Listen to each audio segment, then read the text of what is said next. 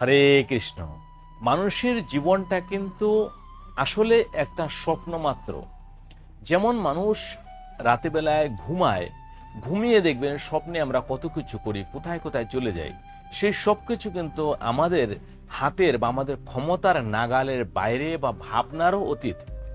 তেমনি আমরা যে শুধু কর্মটা করছি এটাই শুধু আমাদের হাতে। আমাদের জীবনের পরিণাম কি হবে, কি হতে পারে, এর কোনো কিছু কিন্তু আপনার হাতে নেই। আপনি হয়তো আজকে ভাবছেন যে মাসে ১,০০,০০০ টাকা কামাবেন, কিন্তু হয়তো ১০,০০০ টাকা কামিয়ে আর বেশি কামাতে পারছে না। আপনি হয়তো ভাবছেন আজকে আপনি ১০,০০০ টাকা আয় করবেন, কিন্তু মাসের শেষে আপনার আয় হচ্ছে ১,০০০ টাকা। তো আপনি হয়তো ভাবছেন আজকে আপনি কারোর সাথে লড়াই করে মারামারি করে জিতে যাবেন, আসলে কিন্তু দেখছে কিন্তু আপনিই হেরে যাচ্ছেন। তো এই যে পরিণামটা, এটা কিন্তু আমাদের হাতে নেই।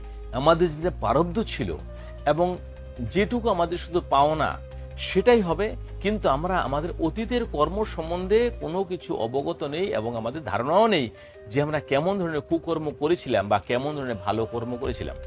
সেই জন্য এই জীবনটাকে পরিচালনা করার দায়িত্ব কিন্তু আমার বা আপনার না, এটা টোটালটাই ভগবানের হাতে, পরমাত্মার হাতে, যে আপনার এই বডিকে পরিচালনা করছেন। কিন্তু আমরা সে পরিচালনা করার সাথে সাথেও আমাদের নিজের বুদ্ধি দিয়ে আমরা কখনো কোনো খারাপ বিচার ভাবনা করি এবং সেজন্য আমরা যেটা পরিণাম চাই সেটা আমরা পাই না। তাহলে কি হলো, আমাদের জীবনটা যেটা বাস্তব দেখে মনে হয় যে হ্যাঁ এটা প্রকৃত জীবন, এটা কিন্তু কোনো প্রকৃত জীবন না, এটাই একটা বাস্তব স্বপ্ন। এই স্বপ্ন যে কোনো সময় যে কোনো পরিণাম দিতে পারে, যে কোনো কিছু ঘটতে পারে আপনার সাথে, আপনার এই কর্ম অনুসারে, আপনার প্রারব্ধ অনুসারে।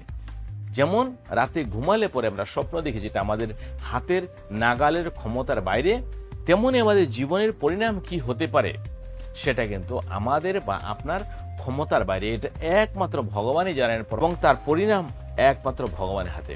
সেজন্য তো বেশি চিন্তা ভাবনা করে লাভ নেই। নিজের কর্ম করুন, সঠিক পথে চলুন এবং কোনোরকম কোনো জীবের ক্ষতি বা কারো খারাপ চাইবেন না।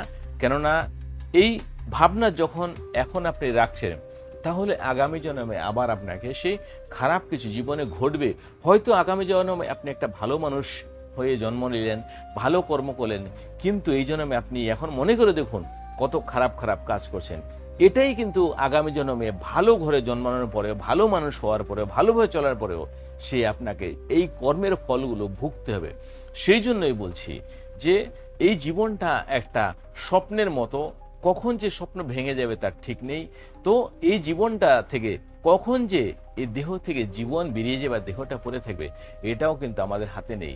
সেজন্য যতক্ষণ আছেন সবার মুখে হাসি ফোটানোর চেষ্টা করুন, কাউকে দুঃখ না দিয়ে ভালোভাবে চলার চেষ্টা করুন, সৎ পথে চলার চেষ্টা করুন।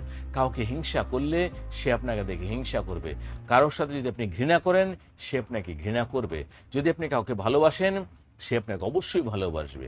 হরে কৃষ্ণ, হরে কৃষ্ণ।